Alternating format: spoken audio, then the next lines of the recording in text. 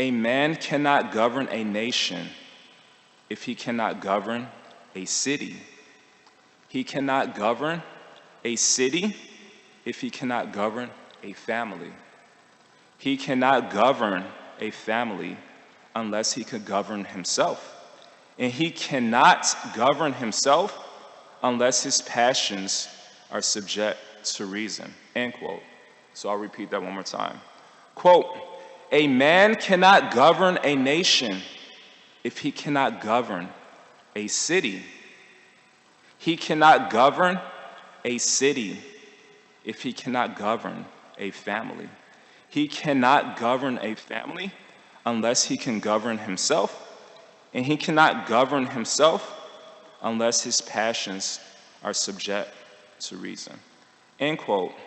So in this regard, I should be pointing out that why did Krishna descend in this world? To chastise leaders whose passions aren't reasonable.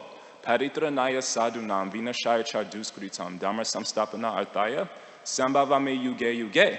So another word for reason or reasonable is thoughtful. And the opposite of thoughtful is thoughtless, right?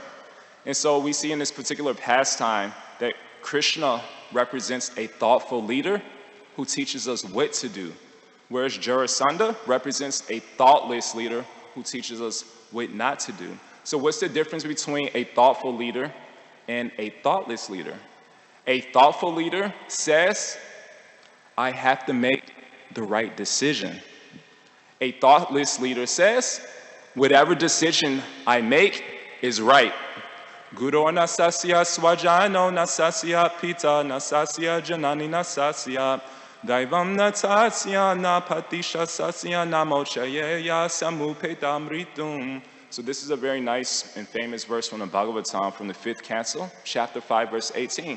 And it says that one is not a qualified guru, spiritual master, pita, father, janani, mother, pati, husband, or a daivam, a demigod, if he thinks whatever decision I make is right.